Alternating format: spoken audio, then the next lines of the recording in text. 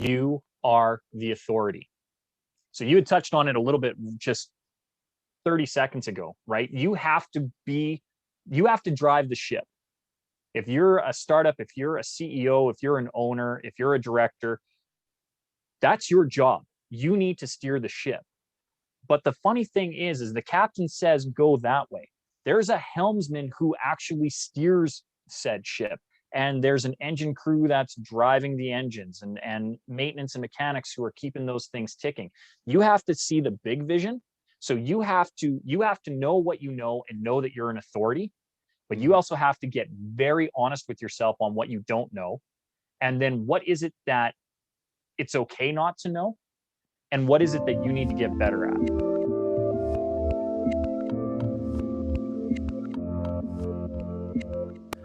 Hey everyone, this is Devin Miller here with another episode of the Inventive Journey. I'm your host, Devin Miller, the serial entrepreneur that's grown several startups into 7- and 8-figure businesses, as well as the CEO and founder of Miller IP Law, where we help startups and small businesses with their patents and trademarks. Now, today we have another great guest on the podcast, Tyler Foley. And to give you a quick introduction to Tyler, so was self-employed since the age of 6 and was paying his taxes since the age of 6, which is always, hey, way to pay your taxes and pay your dues. But also grew up in the arts, and then when he was 17, had a stroke and had to have about 1.5 years of physical therapy, which kind of crushed it, or at least at that time crushed his dreams of acting. And so refocused him a bit on what he wanted to do. But a period of time passed by, and he decided to went full into the performing arts. Did that till he was 25. Went into school, and I think got a surveying degree. And you'll have to correct me where I'm wrong if that is. And then did a startup that was for mobile interior mapping. Was a bit too ahead of its time. Was capital intensive and kind of was ahead of its time in the marketplace. So then shifted from that. Told his friend friend told him to get into safety consulting. Started a new business and been doing that for 6 years, and then that will lead a bit up to where he's at today. So with that much as an introduction, welcome on the podcast, Tyler. Thanks. Yeah, no, that was pretty bang on, Devin. That encompassed the last 35 years nicely. All right. Well, then we could just go home and call it a day. No, just joking on that end. But I gave kind of that quick, brief run through of your journey. But now let's take us back to, I guess, to 6 years old when you started to be self-employed and pay taxes. And tell us a little bit about your journey. Yeah, well, so and to be fair, I don't know that I was legally required to pay taxes until I was 18. But I definitely had a SIN number here in Canada, and was, registered and a social citizen and working. And I definitely was getting deducted at source for sure for a long while. And that happened because I got into theater and film and television at a very young age. When I was 6 years old, my father passed away, and my mom and my uncle were looking for kind of outlets for me, just to kind of keep me on the straight and narrow, and get me exposed to different things, keep me occupied, all the things that you would normally do with a 6-year-old. But I had a penchant for the arts. So I had been in a couple of school plays, little pageant stuff like the Christmas play. And I think we did a thing around Easter, and I played Peter Rabbit and stuff like that. And so they saw that I had this desire to perform. I really, really enjoyed it. I remember the very first time in that Christmas pageant, I got to play Joseph, and the 3 wise men came and gave me their gifts of gold, frankincense, and myrrh, and each one was wrapped in like a Christmas present, because we're quite literal when you're 6 years old doing a school play. And so we took these gifts, and as I received these gifts from the wise men, I then gently and carefully placed them down on the head of baby Jesus in the cradle. And that made everybody laugh, because I didn't know any better. They were like, give it, and you put it next to baby Jesus. And I was stacking it on this poor little doll's head. And I remember the audience laughing every time I put it down. So then I started putting it down intentionally like that, and then they would laugh more. And I remember the joy that I felt with that. And that feeling has stuck with me ever since. I seek that out. I love it. I love interacting with an audience. it brings me joy. So my mom and my uncle actually worked for the city of Calgary, and right across from what was City Hall for a long while, Mm. is our fine arts center. And he'd overheard a casting director complaining about how hard it was to find um, young young children who could, listen and behave and just Mm. generally act like I remember her saying, how hard is it to find a 6-year-old, right? And he heard that and he was like, well, my nephew's 6 and he loves being on stage. How do I do this? So he ended up having a discussion with the casting director, and she gave him her card, and then he contacted my mom, and next thing I knew, I was auditioning, and I've been in theater ever since. And then started to get into film and television when I was about 12, 13, Mm. and eventually moved out to Vancouver to do it. With, as you mentioned, I did have a mini stroke at 17. I was at a fine arts high school at the time, my senior year. And New Year's Day, 1997, I woke up, and I don't drink. At least I really didn't. I did not drink at all in up until I was probably about mid 30s. And now I'll have a social drink now and then. It's not for no reason other than I've never really liked the taste of alcohol, so I've just never really imbibed very much. Mm. So I was the DD on New Year's Eve, and I remember waking up being confused as to why I felt weird, seeing as I hadn't done anything, I hadn't ingested anything into my body to make me feel weird. And it ends up I had a small blockage. Something had happened where I had a blockage, a pressure buildup in my head, and it had caused a small stroke. Mm. And in the morning when I tried getting out of bed, I couldn't make the left side of my body work. And I remember brushing my teeth, trying to, just get ready for the day. And the toothpaste was just pouring out the side of my mouth, and I couldn't figure out why I couldn't make it work. And it wasn't until I'd gotten out of the shower, and showering was weird too. Like I had to stumble around. I couldn't make my leg or my arm really work very well. Mm. And finally I got out. My mom looked at me and she said, Tyler, what's wrong with you? I said, I don't know. But I'm saying it like this. And then off to the hospital we went, and I thought my career was over at that point, right? Mm. Because when your whole goal for 12 years has been leading towards you graduating from the Alberta High School of Fine Arts and moving on to, at the time, I thought I was going to go to LA or New York and, be an actor, and you're going to Broadway star, and I'm going to sing, and I'm going to dance. I'm going to do all that fun stuff. And when your leg doesn't work and your face doesn't work, that takes that away really Mm. rapidly. And that was my only focus for a long while, was how do I get back?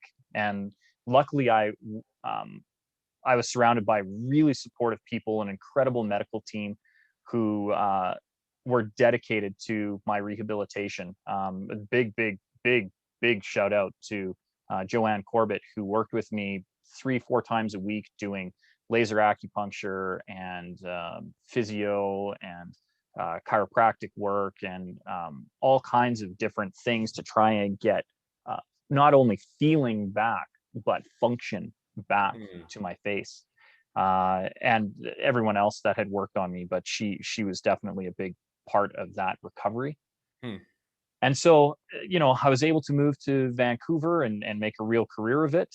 And So now then, one question just before yep. before you moved to Vancouver, while you're dealing with the mini stroke, did you decide to abandon it, or you put it on hold, or you didn't know what to do, or kind of did you start exploring other options? Because I mean, I certainly get if you had, if you only a partial or portion of your face is working, and and only some of your limbs are working, it makes it difficult to do at least a typical acting career. And so as you're trying to get into that and figure out what to do, did you say, hey, I'm going to put this on hold, hey, I'm abandoning it, I'll hope, I don't know, it's too soon, or kind of how did you kind of deal with that as you were going through that? First of all, there was never a plan B. I think Will Smith has a really famous quote about it. Forget about plan B. It only distracts from plan A. Mm. And I, I knew that if I had to, I was going to specialize, right? I would play the roles of maybe you find some way. There's always a rule. There's always a rule. Mm. Um, it just they would have been fewer and more far between if I couldn't have gotten my mobility back, if I couldn't have gotten my face back. Hmm. But there was always a rule. So I was always still working on my craft. I never stopped working on my craft. What I did was double down. So I had one doctor tell me that it was just how it was and it was just going to be that way. Hmm. And I had another doctor say that I had the potential for recovery, but given the damage that I probably wouldn't. And then I met Joe, and she said, I've never known anybody to be 100% right, and I can't predict what'll happen. But these are the things that we can do that if you can recover, Hmm. this will speed your recovery.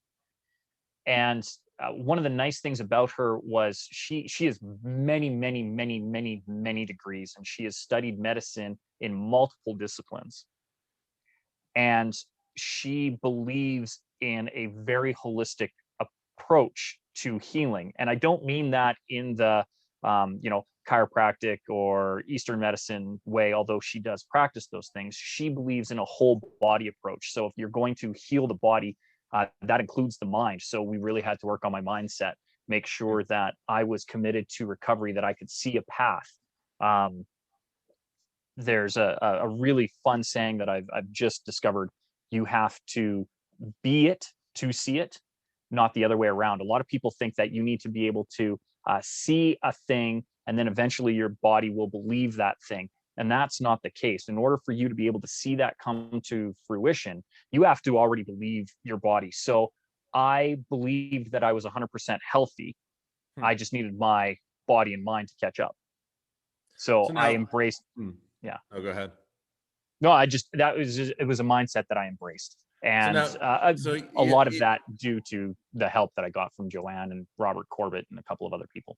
so now, and I think that's it's an awesome testament to perseverance and working through it, and great great at people that you surround yourself with, and be able to kind of make that comeback. And it sounds like now you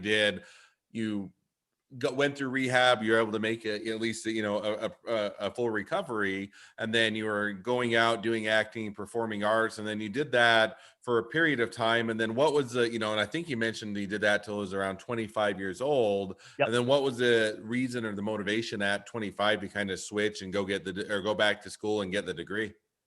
Well, a couple things. So from the time I was 6 years old, being on stage and being in film and television was fun.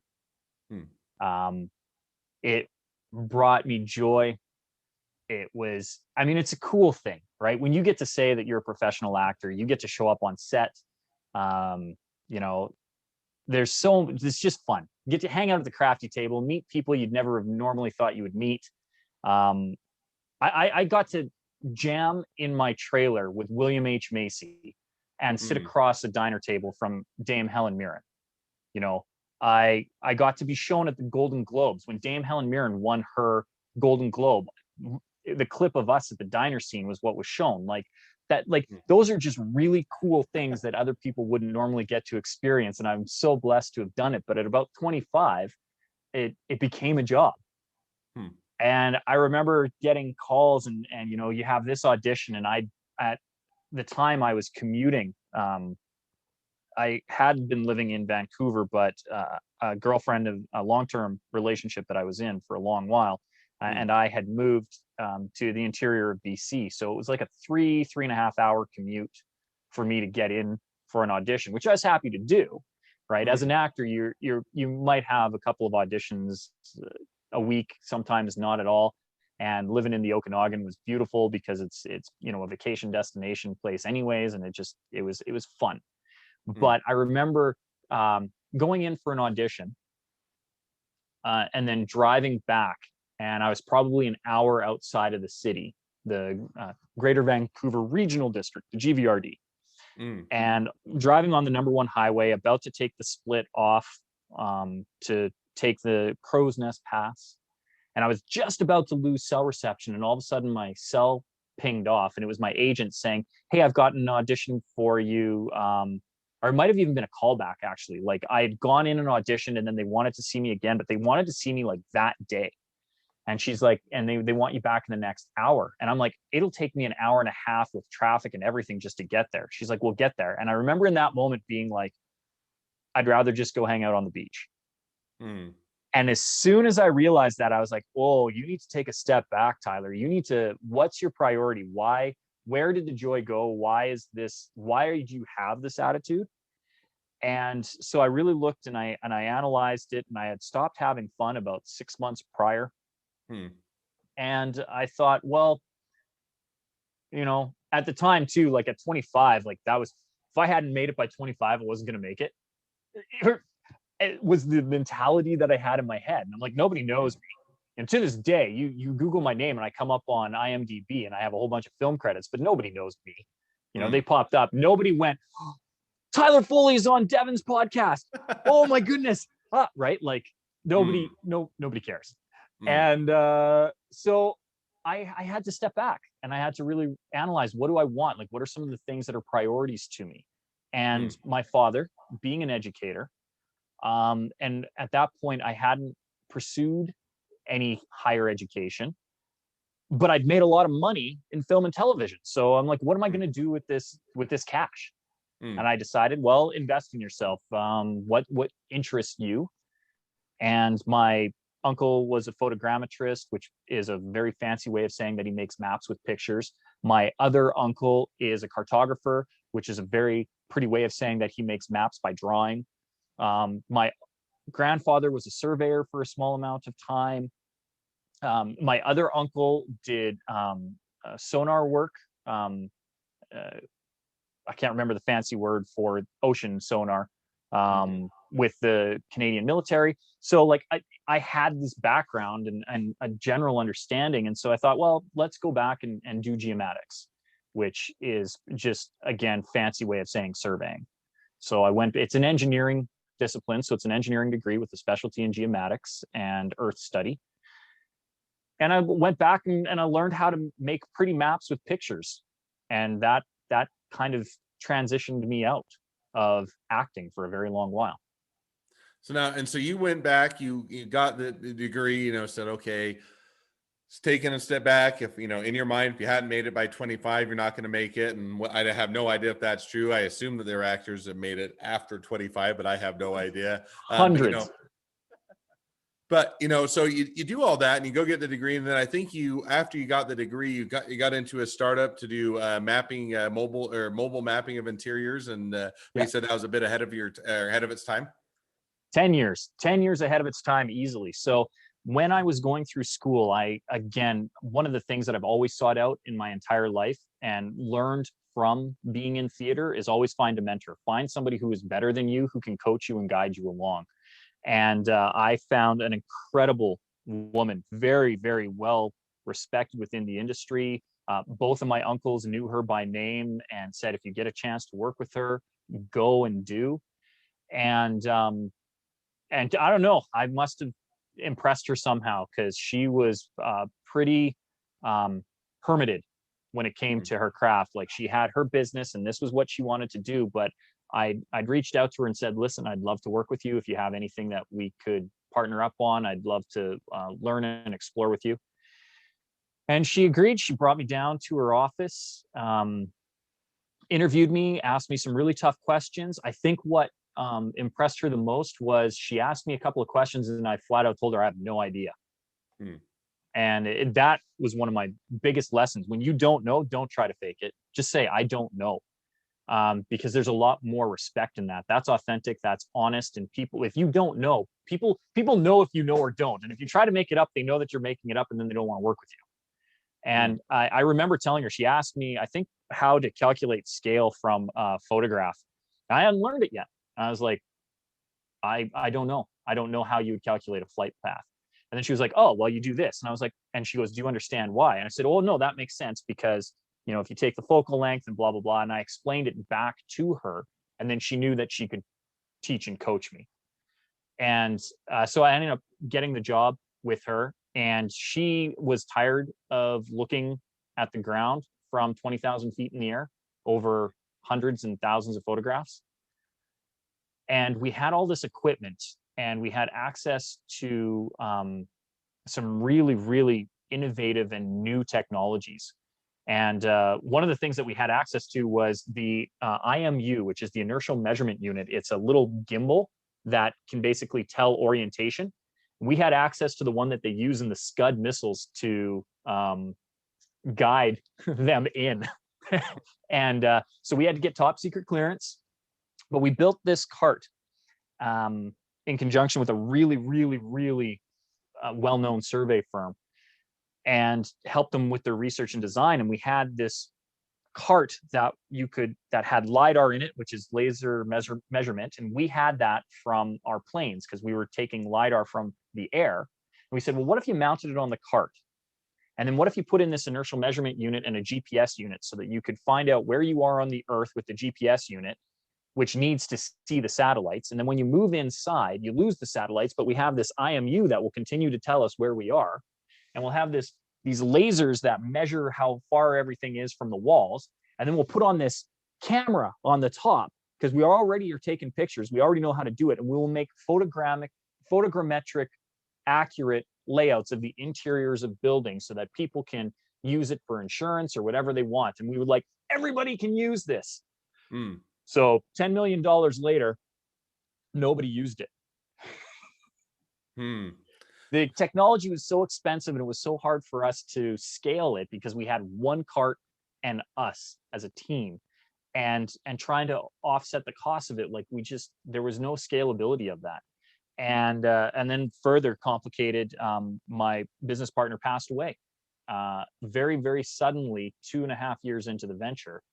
And everything was in her name, and we didn't have the right director's insurance in place to have a transition to me. And so literally my whole 10-year plan evaporated overnight, just like that, by not having the right protections in place and being a little bit ahead of time. So, it was all gone.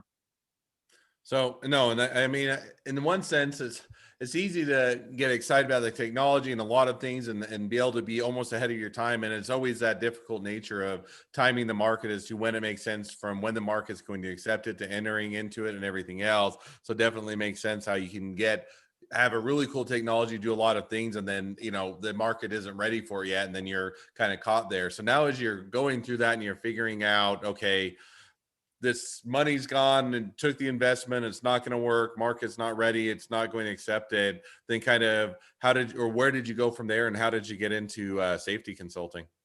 So as part of what we were doing, we were trying to push everything into that mobile mapping, which, by the way, now if you look, every realtor in America has a guy who comes in and does this mobile scan and does 3D walkthroughs for realtors, just so you know. So I was right.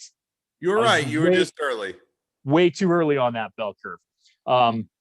But our primary client, because we were still a traditional photogrammetric firm, we were still flying planes. I had a fleet of 3 planes that we were sending out, and cameras and LiDAR and all the rest of that. Our primary client was the government. And the government here has a program called CORE, and you need to have this certificate of recognition, which is just a way of proving that you've developed a safety system. And in order to do that, you need certain amount of training.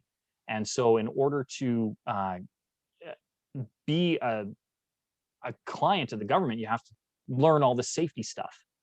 And so when the business collapsed, my buddy, who's in construction, a really, really good businessman and owns his own electrical firm, his firm was blowing up. Like, he'd gone from a small mom and pop operation of about 12 employees up to almost 200 over the course of a couple of years. And he had gotten this big oil and gas contract. And as part of the contract, he needed to have full on-time safety. And he's like, well, Tyler, you've done all the core training, right? And I said, yeah. He's like, if you take these 2 more classes, you can become a national construction safety officer. No. He's like, if I pay for the classes, will you come and work for me? Okay. So that's what we did. He paid for me to go and upgrade these 2 classes. I think it cost him $300. And I go and I take these 2 classes, and all of a sudden now I have this designation, this National Construction Safety Officer designation, and I get shipped up to the oil sands and help with building this camp. and just I was suddenly exposed to a new world that I actually understood a lot, because when I was in Vancouver, I used to do a lot of stunt work. Hmm. And so everything that I'd learned doing stunts all of a sudden translated to safety. It was all safety. And I was like, oh no, I get that. We do that. Yeah, that engineering control. That's like, when we did this in stunts and we had a decelerator. Or, oh yeah, no, substitution. That's like using a stunt guy instead of the star, so that you're mitigating risk. And all of these things came together very cohesively for me. And then on top of it, uh, hopefully your audience can tell I'm charming and articulate, and I'd like to think I'm at least a little bit smart, Hmm. but I have an ability to communicate to different stakeholders. So I have a real easy time getting into a flow, talking to the trades guys, being one-on-one and buddy-buddy. But I also have an ability to really smarten up and have educated conversations with stakeholders, CEOs, the C-suite, the executives, management. And so I suddenly found an incredible niche for myself, because I was the go-to. I was the person who could translate. Hmm. And that's a big part of safety, is just making sure that processes are understood and followed. And so yeah, the career just spun from there. So what looked like a tragedy at the beginning with the collapse of the business actually became one of my uh, biggest freeing moments, because now I'm able to do this and I have a lot more time freedom than what I would have had if I was still running the survey company. Hmm. So now, it's always interesting how, sometimes you're looking at what is a failure, or at least appears to be a failure, and only, and you tend to focus on the negative because, you feel like you failed and you're having to recover. And yet there's opportunities that lie in lieu of that, or because of that, that sets you up for something greater now. So now, taking us full circle, where does that leave you today? Or, are you still doing the safety consulting? Did you go somewhere else? Where's your journey led up till today? So now what I found is my passion and my drive within the safety was the actual training. Hmm. And a lot of the training that I ended up doing had nothing to do with safety itself. It had everything to do with communication. So a lot of people would be like, that, I would used to run a lot of what they call toolbox meetings, which are just meetings in the morning to prep people for what they're going to do in the day. And everybody would look forward to mine, which I thought was funny, because most people get glazed over. They're like, think of a board meeting, right? Yeah, or any other meeting that you have to go to in any given point of the day. It's just a Hmm. kickoff meeting, and nobody enjoys them. But I like to make mine entertaining, and they were engaging. And a lot of people would ask, well, why and how? And I'd be like, oh, well, it's real easy. I don't know if you noticed, but I don't talk in them. And they're like, what? I'm like, I don't talk in them. I get you guys to talk. And they're like, oh yeah, no, I guess. And I started applying a lot of these principles that I'd learned in performance and acting, and a lot of the Hmm. business principles that I'd learned through my degree and running the business, to teaching these mid-level, usually supervisors and lower middle management, how to more effectively communicate to their labor force so that it wasn't boring, so that they weren't being tuned out. Hmm. And that has migrated me back to a lot of work on stage. So now I still have the safety company, but I have contract auditors who go out and do the auditing for me, Hmm. and I have a lot of really, really, really good admin staff who kind of keep everything going. And now I'm really, really hands off on the business. I don't have a lot to do with it other than checking in with my people uh, Hmm. once or twice a month to make sure that if they need any contract negotiation, or if they need any support. And then where my primary focus is on safety training, making sure that people are getting the training that they need, that require, because that's where my passion is, because now I'm helping people help themselves.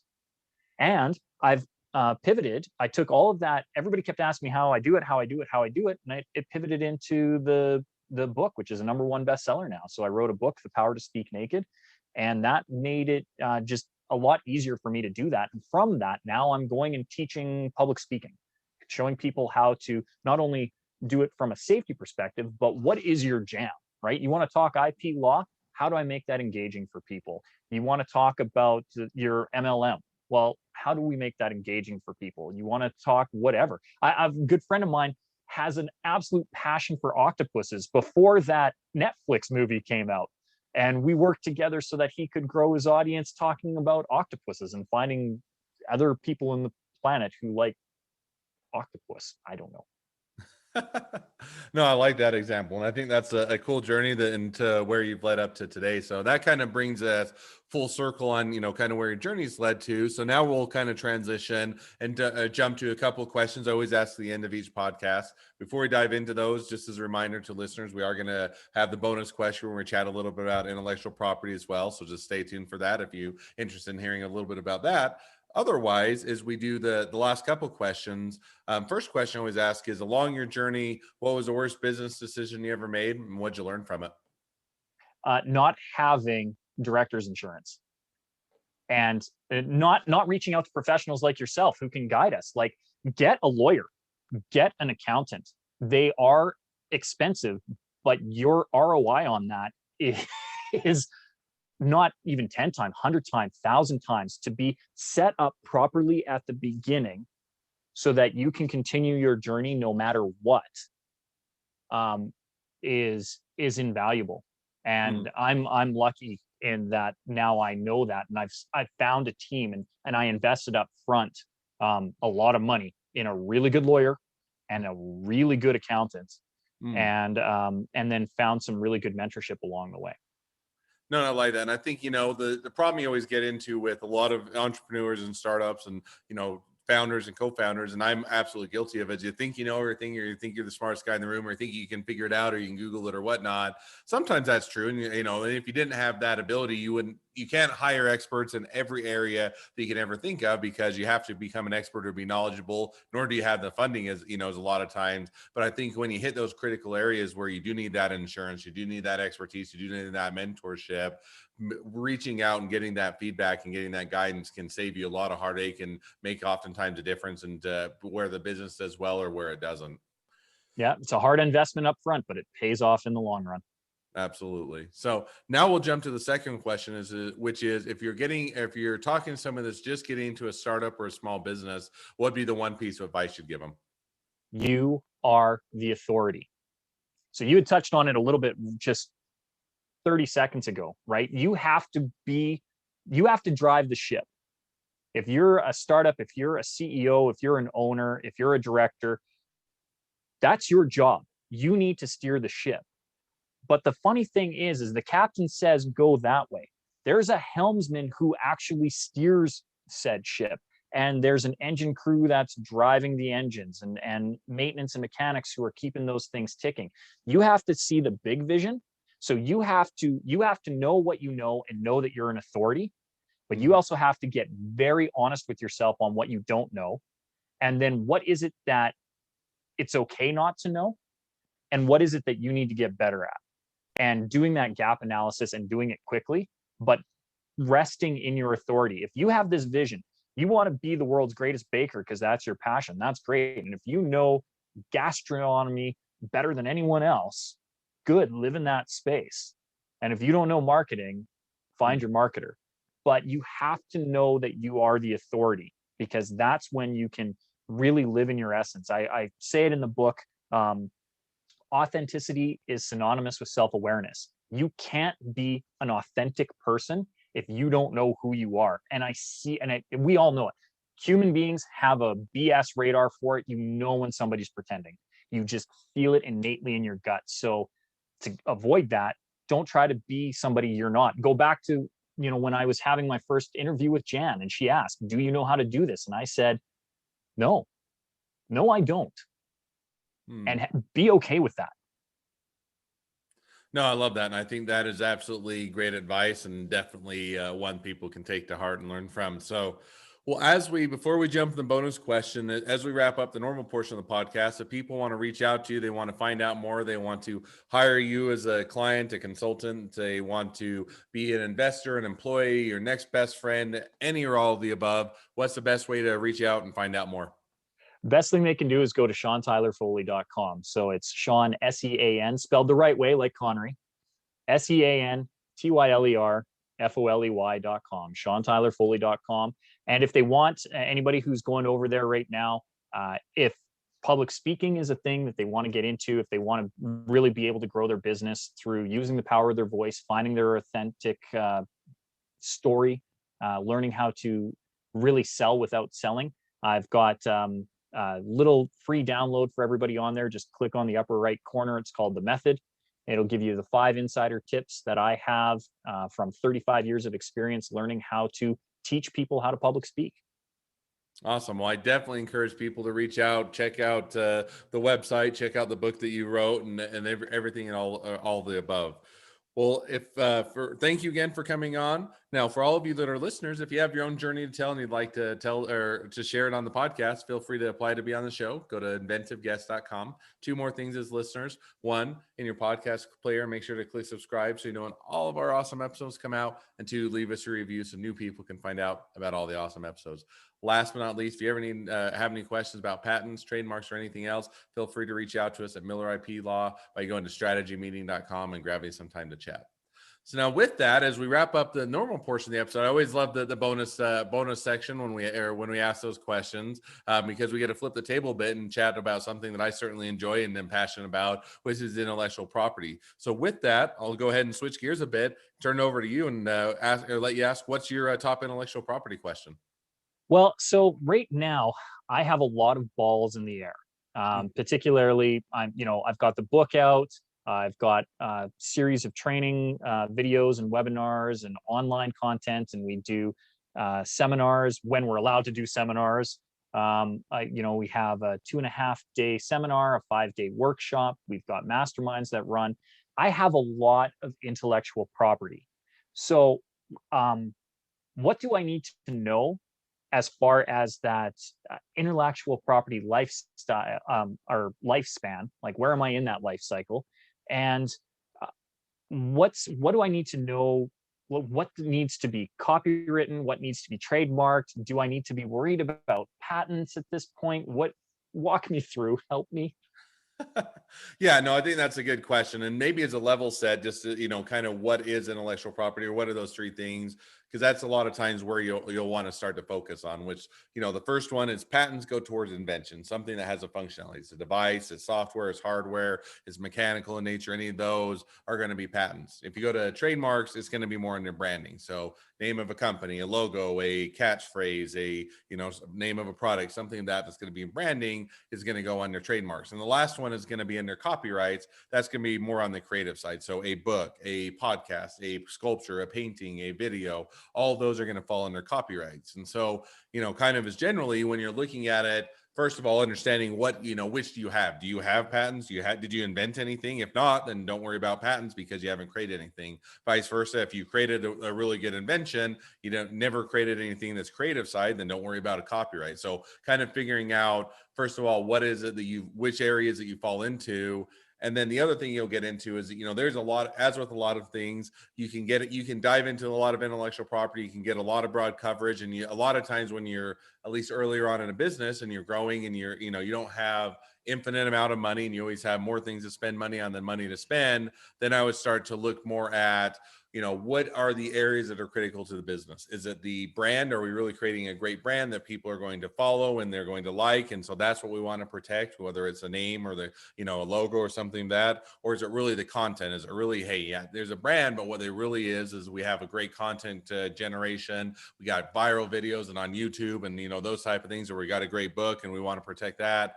Or we've created a great invention. So I would start out by understanding what are the intellectual properties, which categories you fit into, and then say which ones are the most critical to our business. Start there and then start to work your way out from most critical to great to have or broader coverage, but aren't critical to the business. So that's kind of how I would dive in or start out to understand all of that.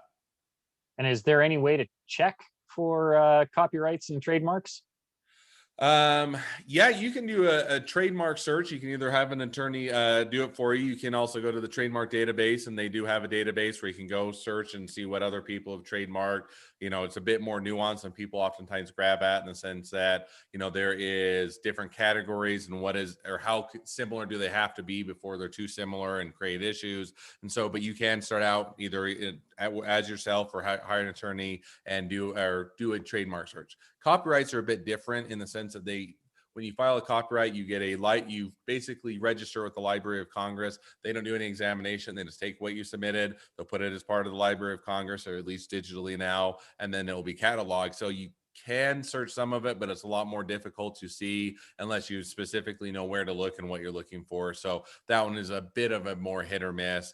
You're better to, so if you have something you're specifically looking at, you can search. Otherwise, you're just going to go out and probably do more of a general search to see if somebody's already created it. Perfect. So, all right. Well, with that, great questions. Always fun to chat a little bit about intellectual property, and appreciate you coming on and asking it. If you or any of the listeners or audience ever have any questions on intellectual property, you want to chat one-on-one, make sure to go to strategymeeting.com and grab some time to chat. And otherwise, we'll wrap up there, and appreciate you coming on the podcast, Tyler, and wish the next leg of your journey even better than the last. Thank you, Devin.